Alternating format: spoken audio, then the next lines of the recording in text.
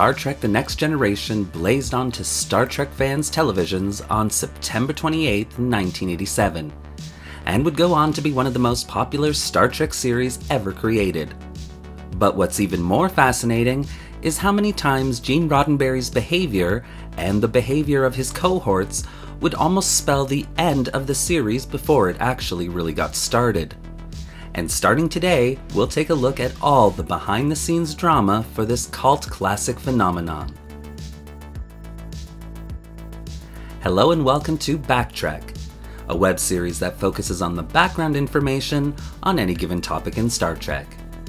In this, the continuation of our look into Star Trek's history, we'll begin our look into the making of Star Trek The Next Generation and all the problems that surrounded this amazing series. I hope you enjoy. Kirk, Spock, McCoy, Scotty, and the rest of the Star Trek The Original Series cast were getting older. Add to that, the Star Trek movie franchise was doing quite well, and so no one really wanted to disturb the status quo by trying to have these living legends reprise their iconic roles in another live-action television series. And so there was only one solution: a new Star Trek show, featuring a brand new ship and crew. Gene Roddenberry was a complex man, but as I've always maintained, he was just a man. That meant, like most human beings, that he had his good traits, and he most definitely had his bad ones, the worst of all these being his ego. Having millions of Trek fans worldwide telling Roddenberry how great he was for creating everything about Star Trek, whether he actually created the individual pieces or not, would end up leading the great bird of the galaxy down a path that would see him lose all his control over Star Trek forever. With the studio wising up to his antics after Star Trek the Motion Picture, they had basically given Roddenberry a ceremonious title of executive producer. And although, on every subsequent movie, a few of his suggestions would be listened to, the bulk of his ideas would be thrown in the trash, leaving Roddenberry feeling unimportant and betrayed as he saw more and more of his baby being run by other people, and straying away from the new age vision Roddenberry had for Star Trek. Paramount decided they wanted to make a new Star Trek series around the summer of 1986, shortly after the release and success of Star Trek IV: The Voyage Home. And due to the perceived pain-in-the-neck status of Roddenberry, planned to do the series without Gene. Gene had a contract though in regards to Star Trek. The studio couldn't simply make the series without some of his involvement, and therein lied the problem. At first, Roddenberry wasn't interested in doing a new Star Trek series. After decades of trying to get a new series off the ground, Gene had really accepted the idea that the Trek movies would be the end of Star Trek. However, once realizing that he could demand to helm the new series, effectively restoring his power over Star Trek, Gene readily agreed, and the wheels were set in motion for Star Trek The Next Generation to begin production. John Pike, the president of Paramount's network television, and Gene Roddenberry were at odds from the get-go, mostly due to Roddenberry's attorney, Leonard Maizlish. Maizlish could be more of a thorn in people's sides than Gene himself. In fact, he was really despised and hated by most people involved in Star Trek. Even Dorothy, DC Fontana, hated the man, describing him as one of the meanest people she had ever met.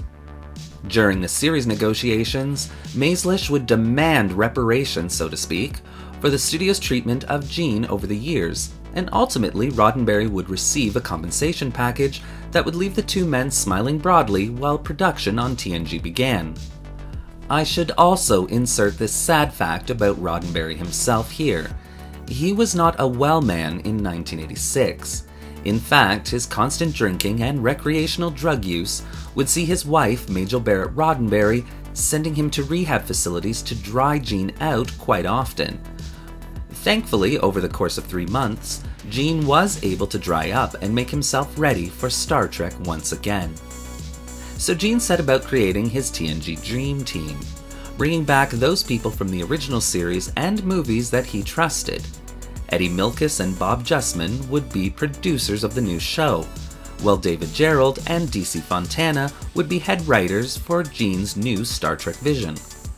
And so, with his team starting to come together, deal signed, Gene began to let the Star Trek community know all about his plans for a new Star Trek series.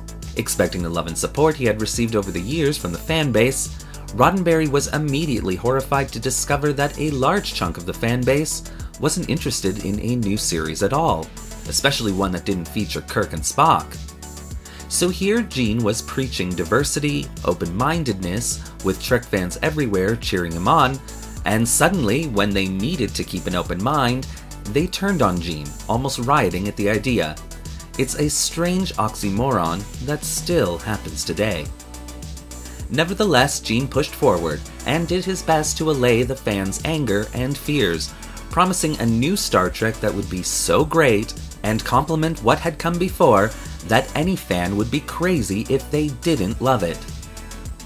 Heading from network to network, Paramount Studios attempted to sell the new Star Trek series, but were either met by flat-out no, it wasn't a good idea, or deals that just wouldn't fly. So with ABC, NBC, 20th Century Fox, and CBS all out of the picture, the unprecedented decision was made by Paramount to make Star Trek The Next Generation a first-run syndicated series. What that means is that the series could be bought and aired by individual channels as opposed to being run by only a certain network. So, as the design process for the new USS Enterprise was underway, Gene and the studio were already locked in Mortal Kombat. You see, the studio wanted the premiere episode to be a 2-hour television movie, while Gene wanted it to be a regular 1-hour episode. So bad was the argument that Paramount Network president John Pike stood up yelling at Gene that either he does the 2-hour pilot or he would be barred from the Paramount lot for life. And after a few very tense moments, Roddenberry blinked, and Pike won his 2-hour pilot. Gene had assigned DC Fontana to write the pilot, which she had named Encounter at Farpoint.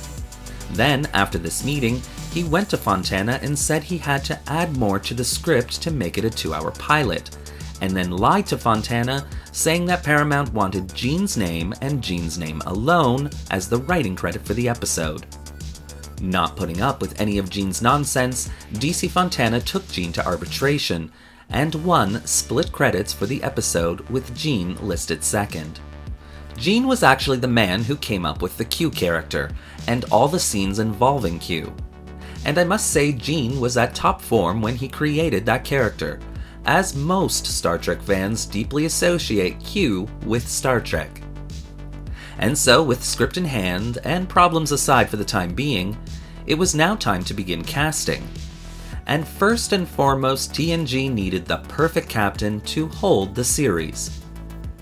While passing down a hallway after a lecture at a university, Bob Justman suddenly stopped in his tracks when he heard this amazing British voice coming from one of the classrooms.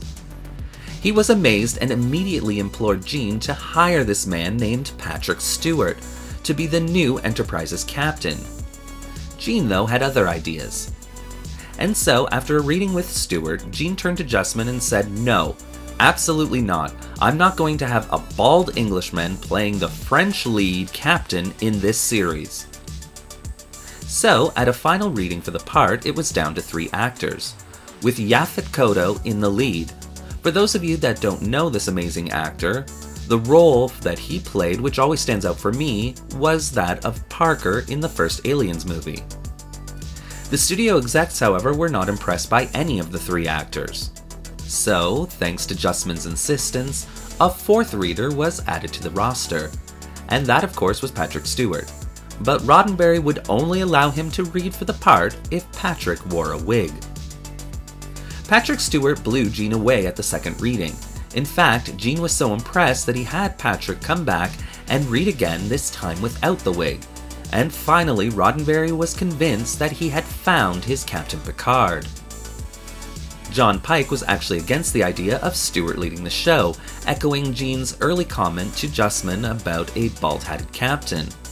This time, however, Gene turned to Pike and said, "Hair doesn't mean anything in the 24th century." And again, after a long staring contest, this time it was John Pike that blinked, and Patrick Stewart was hired on. By February of 1987, things were moving for the series at quite a rapid rate, with the production team for Star Trek The Next Generation having a lot of fun and building a lot of excitement surrounding this new series. That is until Roddenberry moved his lawyer, Leonard Maizlish, onto the Paramount lot full-time. Determined to have his own power over Star Trek, Maizlish would do outrageous things, such as making his own script revision notes and passing them off as Gene's, even though they were clearly in his own handwriting. When this was brought to the attention of David Gerrold, David took his grievances and the Maizlish scripts to the Writers Guild of America, the Writers Guild that Maizlish was not a part of. Filing their grievances, Paramount then banned Maizlish from the lot. However, headstrong and stubborn, Maizlish then proceeded, instead, to sneak back into the studio. And during these covert operations, Maizlish would actually sneak into people's offices, go through their desks, and search their computers. So bad was his interference in the show that he began actually hiring people. Maurice Hurley and Bob Lewin, for example, who knew nothing about Star Trek, suddenly found themselves in top positions above both Fontana and Gerrold. Meanwhile, Roddenberry's health was really beginning to fail him. He had begun having mini strokes. In fact, at the end of one meeting with the producers of the show, Gene got up, turned around to leave, spun around again, and ended up walking right into a wall. These mini strokes may have actually been caused by the enormous pressure put on Gene by the studio, but more likely the pressure put on Gene by Maizlish himself. Constant battles between Maizlish and those on the production team would see Gene in the middle of so many battles. Battles that would often lead to people being fired left, right, and center. For Gene, his new show was spiraling out of control, akin to that of Star Trek the Motion Picture. It's no wonder his health began to go downhill at Warp Factor 9. So bad were the situations that the production on Star Trek The Next Generation would halt for days at a time. And so Star Trek needed someone to come in and really take the reins. And like a lightning bolt from the heavens, a man would step forward into that light and do just that. Unfortunately, it was Maurice Hurley. And when we next return to this Star Trek historical overview, we'll continue our look at the production of Season 1 of Star Trek The Next Generation, and how Maurice Hurley would take Gene's vision and run with it, almost destroying TNG before it even really started. Hope to see you then. Thank you for watching today's episode of Backtrack. What do you think of all the problems I've revealed here so far? Do you like Star Trek The Next Generation Season 1? Or TNG at all? Well, leave your comments in the section below.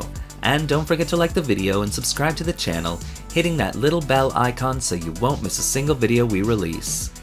If you want to help the channel battle the evils of Maizlish, then consider becoming a channel patron.